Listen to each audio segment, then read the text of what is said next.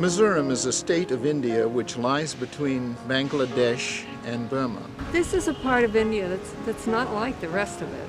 It is very remote, and it's a rather unusual place, as is Aizawl, its capital city. The journey is difficult. The roads are all one lane with the traffic going two ways, and a lot of very poor people. People really in need. The people here are hill dwellers, and they live on the top of mountains. Little simple shops with very, very cheap trinkets or medicines or candies to sell to people. We believe that people who are better educated will be able to help themselves live a better life.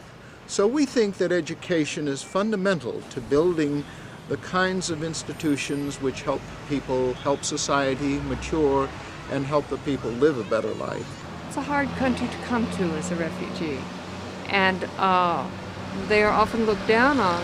The students feel this especially. We support at primary schools here through what we call CWOs, Chin Women's Organizations. It is for the children of your community. The committees select scholarships for children, and they give out our scholarship money to the primary children. To give them hope for the future. We've worked with the women here intentionally because Chin women have had no responsible role in their society. So we started by forming committees and giving them responsibility to give out scholarships to the very poorest school children, teaching them how to report, how to make a decision as a group.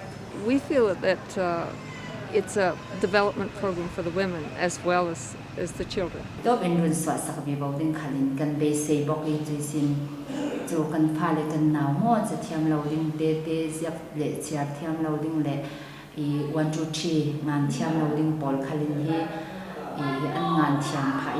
were going through these report cards, and there are many, maybe 150 in one day. But I'm leafing through this stack, and I said, "Why did this boy fail?"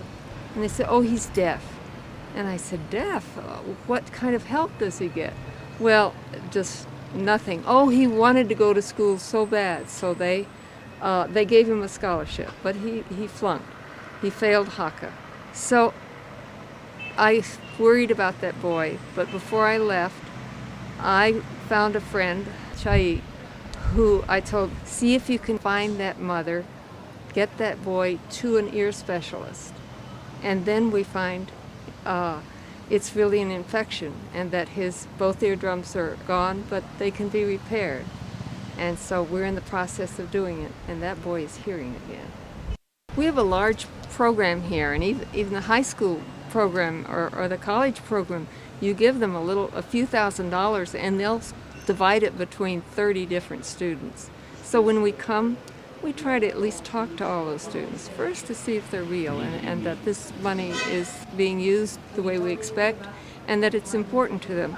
And we find it's important to the students too. It's important for them to be able to speak to a Westerner and to try their English. So much of our time here is spent talking to students. Future? Yes. Future. What's your future out there? Nurse. You would like to be a nurse? You'd like to be a nurse, I see. Software engineering. A software engineer. You still want to help the poor? Yes. Yeah, okay, fine. Like Bible college or something to study for missionary? What is it you would like to be when you finish school? Doctor. You want to be a doctor? Yes. But you study English As a in subject? one subject. Yeah. Which science do you like the best? Chemistry, physics, or biology? Physics. Physics. You've been fine, healthy? Yes. No problem with eyes or ears? Yes. To pass examinations is very difficult. Students study as much as 5 or 6 hours a day in high school in order to take examinations. My name is Janet Choi. I am 16 years old. My school name is Helen Laurie School. My favorite subjects are science and mathematics.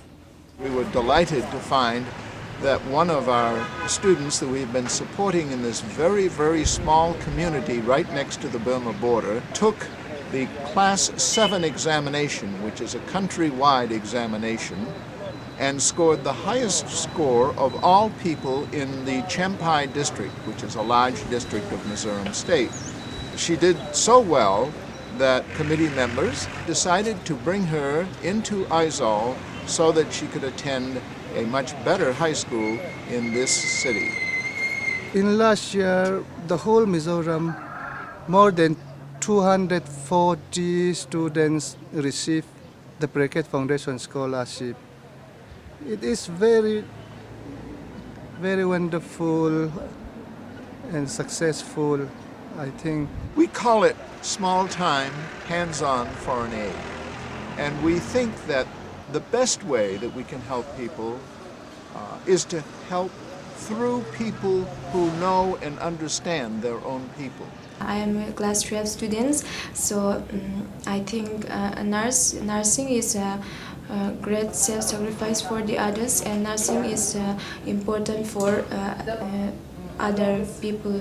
So I decided to studying nursing. Sometimes it is difficult, sometimes it is very interesting because we have so many paperwork and we have an experience through the work and theory class.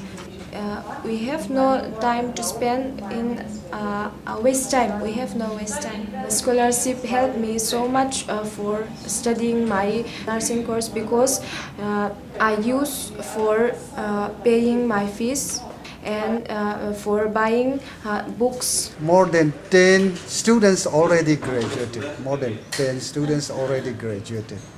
And they earn their livelihood for their family and their own self. The people here are very poor, and they see education, they understand it is their only route out of poverty into some kind of a decent life.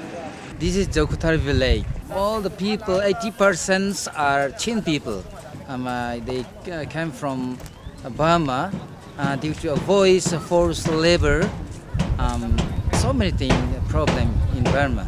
They are afraid to return back inside Burma. So they are living here, facing many problems. Some people are desperately poor. Some students cannot go to school. 5 years ago, her husband was died, and she has only one child, a little girl. Her daughter has passed class 1. Now she has to attend class 2 this year. They migrate since 1997 from Burma to here, avoiding forced labor, he said.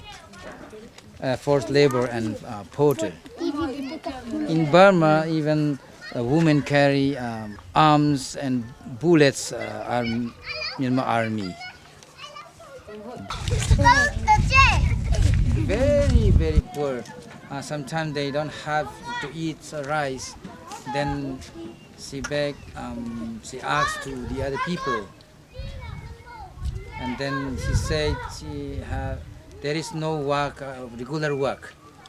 Sometimes he carry the woods from the forest and sell. So he needs to help. And he asking also a scholarship, if possible, he said.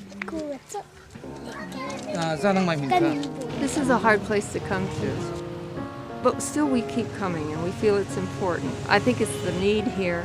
Where else can you go and with so little money enable children to go to school who wouldn't have a chance to go otherwise? Or, in a very special case, enable a child to hear who didn't hear before.